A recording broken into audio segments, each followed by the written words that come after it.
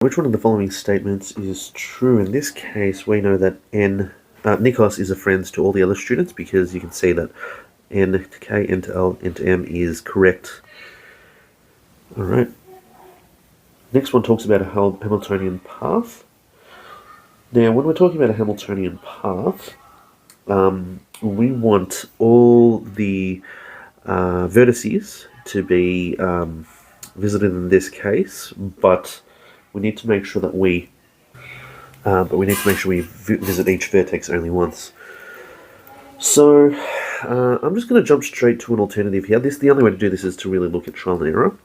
And when we've got C, let's look at C. So C goes to D, goes to E, goes to F, goes to A, goes to G, goes to H, and then goes to A, so it doesn't visit the node B. So in this case, it's not a Hamiltonian path. So hopefully when you go through that, you'll be able to find the particular path that doesn't work. So question 3, it says the capacity of the cut, so we don't want any other flow apart from these ones that go from source to sink. In this case, we've got 11 plus 9 plus 7 is equal to 27. Next one, a number of edges that need to be connected to create a planar graph with 12 vertices and 3 faces. So in order for something to be planar, it needs to uphold the V plus F minus E is equal to 2 rule. So we get 12 plus 3 plus E is equal to 2 rule. We get E is equal to, in this case, sorry, that's minus, E is equal to 9. And so, since currently we've got, how many edges do we have? We've got 1, 2, 3, 4, 5, 6, 7, 8, 9. We've got 9 edges in this case. Sorry, this is E is equal to 13. And we've got 9 edges currently. So since we want 13 and 9, the difference between them is 4. Okay, next one is the shortest distance in kilometers for Marjorie to travel from her home to the office is. So we're going to investigate this using Dijkstra's algorithm. Now, Dijkstra's algorithm, we really just want to find the shortest path between particular nodes, and once we find these shortest paths, we're trying to get to the office by, I guess, using some sort of algorithm. So the first thing we're going to do, let's have a look at each node. So to get to E, there is a total of 1 path from this way to get to 7, so that means we've got 7 in that part there. To get to F, there's 2 ways to get to F. You can get to F by using this 11 pathway, or you can get to that by using the 12. So in this case, we know 11 is the shortest path to F. Now, the path to A, there's 2 ways to get to A. We can get through that way, or you can get through that way. So the shortest path will actually be 15, going by the bottom pathway. Now let's look at node B.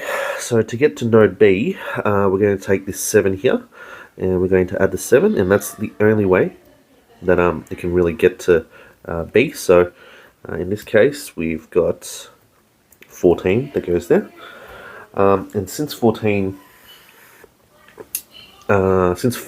plus 5 is equal to 20, we know that that path is almost irrelevant at this point. So we're going to check out the other paths now. So to get to D, we can get through D via this way. So that's 14 plus 9, which is 23, plus 4. That's 27. So the 27 is the current one. 7 plus 15 is 22. So we know 22 is going to be there at the moment. So we can cross out that path and that path. If we take the 11, so if we go another way, so if we go 11 plus 10, we know we can get here in 21. So we know that that path there is not the fastest, and I don't think there's any other way to get to D that's shorter. So far, it looks like we're traveling through this way. So this, and now to get to the office, we want to get through either 4 and 8. That's too much because we can just go down this way plus 6. So in this case, it looks like there's a path of 27 that gets us from the home to the office. The following statements is true. It is planar, contains 2 loops, contains a layer and circuit, etc. So I would suggest with this one here that you actually draw this particular diagram out, and I'm just going to check one thing to see whether or not it's symmetrical, and it appears like it is symmetrical, so we really need to worry about one part of this particular diagram, and then we assume that the rest of it's connected. So if I draw out the nodes, so I've got P, and I'll put Q here, and I'll put R here, and I'll put S here, and I'll put T here. I'm going to try and make a planar graph where no lines intersect. So P to Q, let's draw it. P to R, let's draw it. And looks like there's 2. P to S, there is 1 path. And P to T, there is 1 path. Alright, now Q to R will also have 1. And sorry, I should probably mention Q to Q will have a loop. Q to S,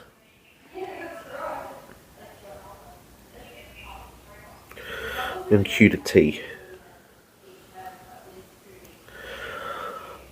Alright, looks like R to P already has those 2 nodes, so we can pretty much discard all these points.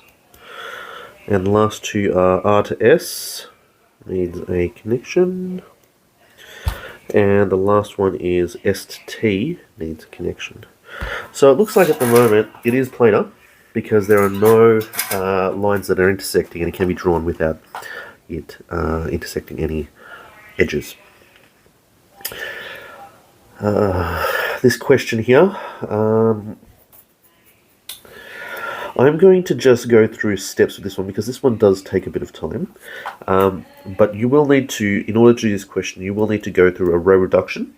And when you go through a row reduction, you'll need to also go through a vertical reduction, column reduction in that case. And then you'll need to go through the pass-through with the lines and subtracting them from the uncovered zeros. And then adding them to the joins. And what you'll actually find is that when you have done all this, you get an allocation of A, B, C, D, E, doing these particular tasks. So B is 5, C is 1, D is 3, and E is 4. And in fact, when you add these all up, you get a total of 65 to complete all these tasks. And this question does ask about how Diego and Eden swap positions. So if you've got A, B, C, D, E, you'll end up getting 9. So 9, 19, 8, 14, and 15. And you've got 9, 19, 8, 17, and 16. And you end up having 69 as your new increased total time, which means that it's increased by 4 minutes. Okay, so this is a tricky one. Let's get some space so that we can draw this diagram. Right, so this particular project has 11 activities, and it looks like we'll have to draw out the path for this one. So I'm going to make the assumption that these 3 here branch off from the start, because they have an earlier start time of 0. And I'm going to call this A, B, and C. Now, looking at this, we've tackled 1, 2, 3. We've got an earlier start time of 0, 0, 0. Alright, from this point we've got D, which has an earlier start time of 6.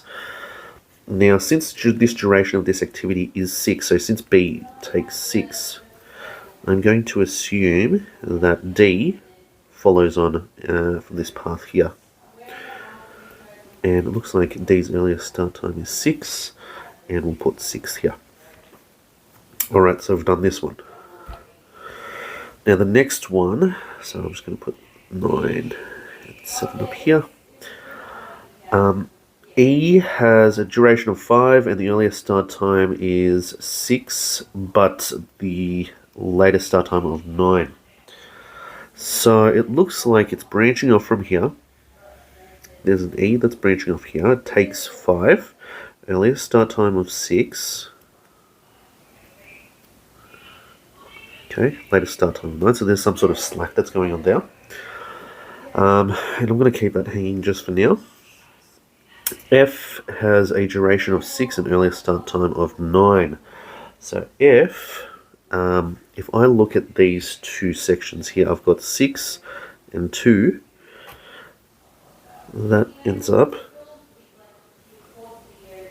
and then we get F, 6, and so we got 8, and that's when we can say that it joins with this, because I don't think there's any other way we can get 9 and 7 to start any time around 8. Alright, so the next one I can see is that, so I'm just going to leave these hanging for now. The next one I can see is that G has an earliest start time of 8, so it does look like it's branching off from here. G has an earliest duration of 8 and also an earliest start time of 8. And goes up to 10. Alright, and we've got H now, which has 14 and 14. So let's see if there's some sort of combination. I can see that F seems like it's got a so it's 8, 8. F connects to, in this case, H.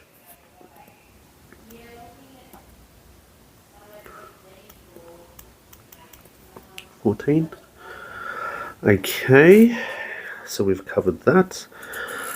And now we've got I, which has an earliest start time of 14. Okay, so it's going to branch out.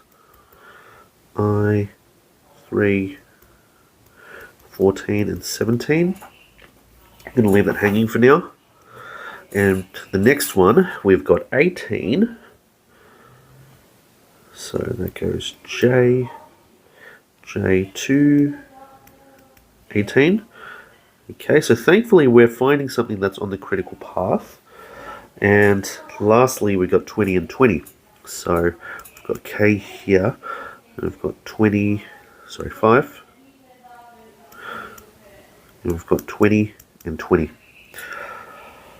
Okay, so what we need to do now is we need to work out where these sections join, because we've obviously got these highlighted ones here that are almost floating, but we've got our critical path that's straight through the middle. Okay, so A looks like it's got a slack time of 1, and we've got a 7 duration.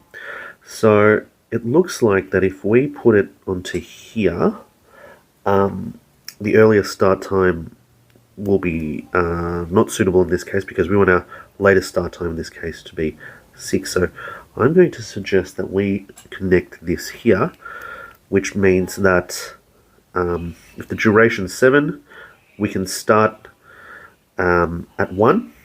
If we start this at 1, we get 1 plus 7, and by this time we've reached 8 at this point, which means that it can continue on. So that A connects on that point there. The next one I'm going to look at is the C value. Now C value has a slack time or duration of 9 and a latest start time of 5. So really we could be working with something that adds up to 14 in this case. And I can say 14 adds up here. And I'm going to assume that we're good to go at that point.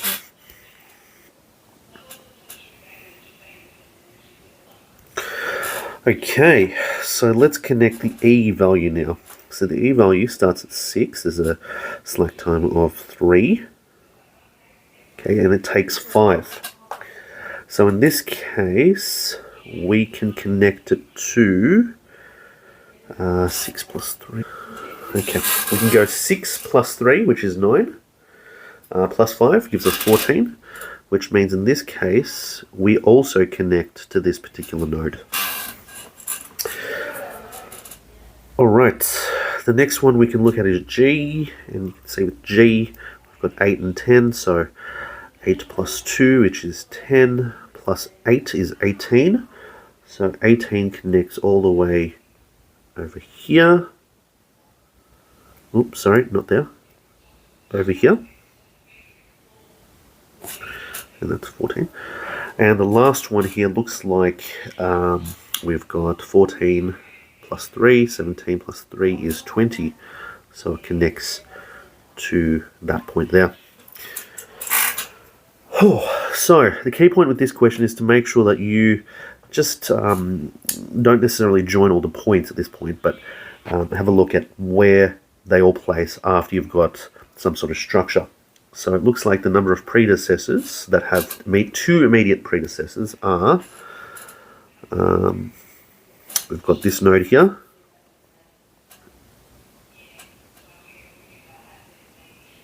okay,